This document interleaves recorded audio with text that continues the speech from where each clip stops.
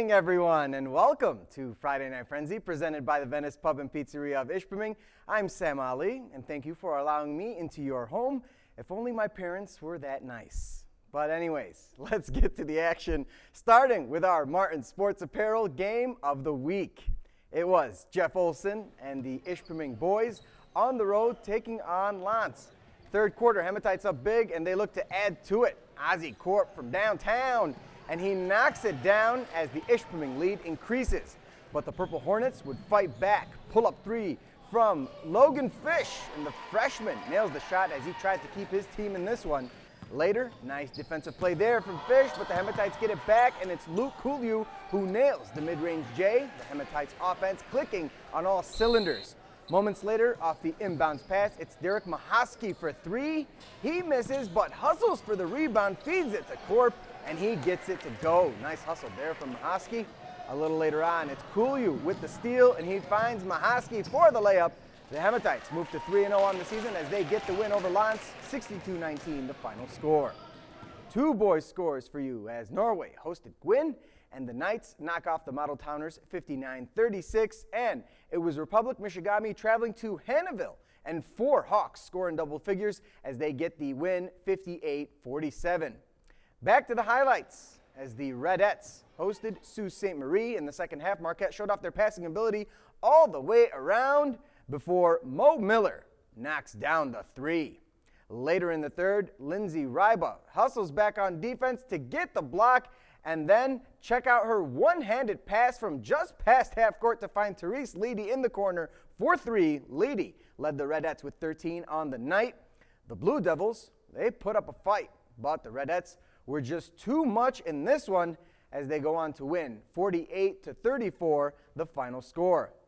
Also in Marquette tonight, Hancock took on the Ashland Ordockers. The Bulldogs came out firing early. It's Maya Sabis from Steph Curry range, and she opens the game with an easy three. Taylor Pertley would get her game going on early, first with a jumper right there, and then carving her way through four Ashland defenders for the left-handed lay-in. Molly Berg chipped in some nice shooting on top of her tight defensive play. It was Hancock, though, over Ashland in this one, 41-37. More girls scores now as Ontonagon defeated Jeffers 56-47, and Negaunee moves to 6-2 as the Lady Miners defeat Manistee 59-19. Courtney Finola had 15 for Negaunee, and Alita Johnson chipped in with 11. Let's head over to Lake Linden now as the Lakes hosted Houghton second quarter. Check out Sloan Zenner weaving through traffic and finishing at the rim. She had 16 on the night as the Gremlins jumped out to a big early lead. Later, it's Tana Reinanen in the corner, and she says, yeah, I'll look for a better shot. She drives, goes off glass and in as Houghton led 35-12. But don't count out the Lakes third quarter, and it's Alexa DeStramp on the fast break attempt, and she finishes at the cup. And DeStramp would try to bring her team on her back in the post. She rises up and fills it up. No quit in this girl, but her efforts would not be enough as the Gremlins knock off the Lakes in this one, 52-32, the final score. Back to the boards, Forest Park takes down neighboring West Iron County 58-32, and Mid-Peninsula took care of business at home tonight against the Lady Hawks of RM 41-23, the final in that one. It was rivalry night down in Escanaba as the Lady Braves traveled to play the Lady Eskimos. Right off the tip-off, Esky goes to work. Madeline Willis down low, and she gets it to go for the first points in this one. Moments later, there's a scramble for the ball. Braves get a hold of it. First shot doesn't go, but Leah Wolfer is there to clean it up for Gladstone. But the home team, they would respond. They work it inside to Haley Waters. She shoots, count that baby, and a foul. The Escanaba home crowd making some noise, but the Lady Braves offense would pick up the pace. Ashley Edwardson from the corner, and it's good as Gladstone takes the 7-point lead, and the Lady Eskimos are forced to call a timeout, but they had no answer for Gladstone as the Lady Braves get the road win in this one, 60-54, the final score. In high school hockey action, Escanaba defeated Central Algoma 4-1. The Eskimos put 44 shots on goal and gave up just 12. Dylan Gauthier had the game-winning goal for Eski in the second period. Hancock took down Brighton tonight 3-1. Brighton was the number 2 ranked team in Division 1, so that's a huge win for the Bulldogs. Hashtag UP Power. More basketball. To Eben Junction we go, and the Cougar is not happy. Don't know what he's mad about, as Superior Central hosted Rapid River. First quarter, nice bounce pass there, and it's Elizabeth Goodacker who fills it up for the Rockets. Later, it's going to be a pass inside to Hannah Canyu, and the baby hook goes. The Rockets offense gets things going. Later, the Cougars try one from long range. Doesn't go, but Tori Tyner is there to clean it up as Superior Central starts to respond. Later, it's Osana Fink in the lane and off the glass to keep the Cougars ahead in this one. Moments later, they work it inside and then outside to Taylor Silta. Money in the bank. She led her team with 16 points as SC wins it 42-29, the final score.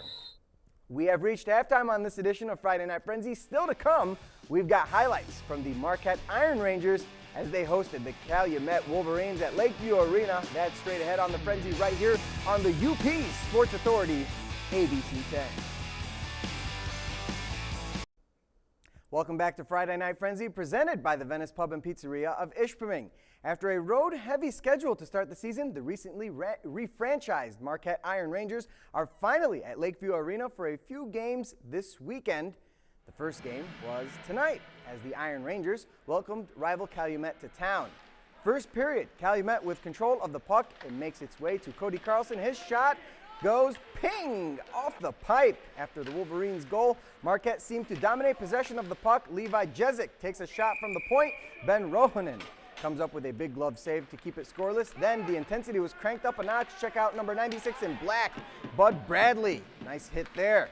Then, with less than 4 minutes to go in the first, the puck comes right in front of the Iron Rangers crease. A couple of Wolverines bang it away in front, and it's Mike Babcock with the goal. Hey, I know him.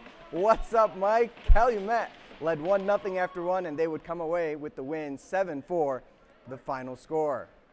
On the hockey scoreboards, it was a good night for our hometown UP teams as Michigan Tech and Northern Michigan both won on the road tonight. Let's start with the Huskies. Brent Baltus, Shane Hanna, Alex Gillies, and Dylan Steeman all scored in Tech's 4-2 win against Connecticut. And in Mankato, Walt's Wildcats take down the top dogs in the WCHA 3-1. Darren Nowick had 2 goals for NMU, and Adi Tolvanen, all he did was stop 41 shots between the pipes for the Cats, who pick up a huge 2 points. Do want to mention that the Marquette Iron Rangers will be back at Lakeview Arena tomorrow night at 8, taking on the Fond du Lac Bears, and they will have a mitten toss during the second intermission. It's a very good cause. It's going to go to the Room at the Inn warming shelter, so hopefully they get a good turnout for that. Well, that's it for me on this edition of Friday Night Frenzy. Jimmy Kimmel is next right here on ABC 10, and I'm going to Taco Bell. From all of us here at the station, have a good weekend, and go Vikings!